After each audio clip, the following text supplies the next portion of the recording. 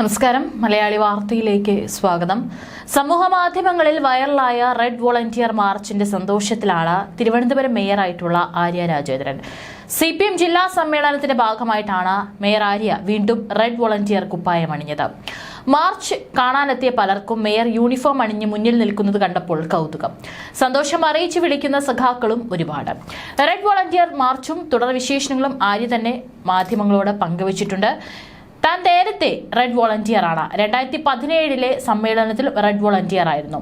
ഇത്തവണ പാർട്ടി ജില്ലാ secretary V ജോയിയാണ് എല്ലാ തരത്തിലും പ്രോത്സാഹനം നൽകിയത്. ഇത്തവണ താൻ ഇറങ്ങട്ടെ എന്ന് ചോദിച്ചപ്പോൾ ധൈര്യമായിട്ട് ഇറങ്ങിക്കോ എന്ന് പറഞ്ഞ സഖാവ് ജോയിയാണ്. നേരത്തെ വോളണ്ടിയർ ആയിരുന്നതിനാൽ ബാക്കി കാര്യങ്ങളൊക്കെ എനിക്കറിയാമായിരുന്നു.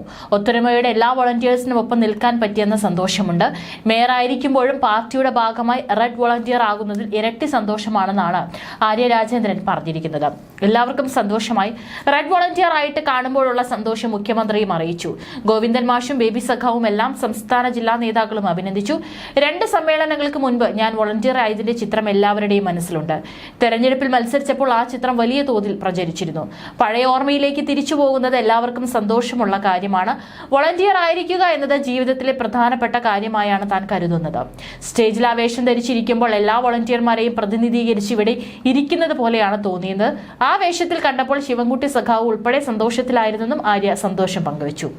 ഇത്തവണ പ്രാക്ടീസ് ഒന്നും ചെയ്യാൻ പറ്റിയില്ല. ജില്ലാ ക്യാപ്റ്റൻ ആദർശികാൻ പൊതുവെയുള്ള കാര്യമൊക്കെ പറഞ്ഞു തന്നു. മുൻപ് ചുരിദാറായിരുന്നു പെൺകുട്ടികൾക്ക് വേഷം. ഇപ്പോൾ ജെൻഡർ ന്യൂട്രൽ കാഴ്ചപ്പാടിന്റെ ഭാഗമായാണ് വേഷം മാറിയത്.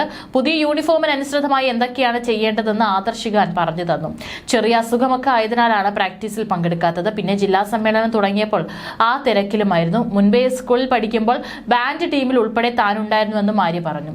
സംസ്ഥാന സമ്മേളനത്തിൽ റെഡ് വോളണ്ടിയർ ആകേണ്ടി വരുമോ എന്നറിയില്ല. സാധാരണ ആ ജില്ലയിൽ നിന്നുള്ളവരാണ് മാർച്ചിന്റെ ഭാഗമാകുന്നതെന്നും ആര്യ പറഞ്ഞു. സമ്മേളനത്തിൽ ആര്യക്കെതിരെ ഉണ്ടായ വിമർശനങ്ങളെ പറ്റി ചോദിച്ചപ്പോൾ അതൊക്കെ സമ്മേളനത്തിനുള്ളിൽ നടക്കുന്ന കാര്യങ്ങളാണെന്നായിരുന്നു മറുപടി. സമ്മേളനത്തിനകത്തു നടക്കുന്ന ചർച്ചകൾ പുറത്തു പറയാൻ പാടില്ല. തനിക്കെതിരെ വിമർശനങ്ങൾ ഉണ്ടെങ്കിലും ഇല്ലെങ്കിലും പറയില്ലെന്നും ആര്യ പറഞ്ഞു. ബാലസംഘം നേതാവായിരിക്കെയാണ് 21ാം വയസ്സിൽ രാജ്യത്തെ ഏറ്റവും പ്രായം കുറഞ്ഞ മേയറായി ആര്യ തിരഞ്ഞെടുക്കപ്പെട്ടത്.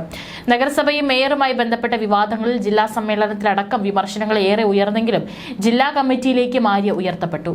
ജില്ലാ കമ്മിറ്റിയിലെയും ഏറ്റവും പ്രായം കുറഞ്ഞ അംഗമാണ് ആര്യ. അതേസമയം വിദ്യാർത്ഥിയെ NSS ക്യാമ്പിൽ നിന്ന് രക്ഷിതാക്കളുടെ അനുമതിയില്ലാതെ CPM ജില്ലാ സമ്മേളനത്തിന്റെ റെഡ് വോളണ്ടിയർ മാർച്ചിനായി കൊണ്ടുപോയതായും പരാതി.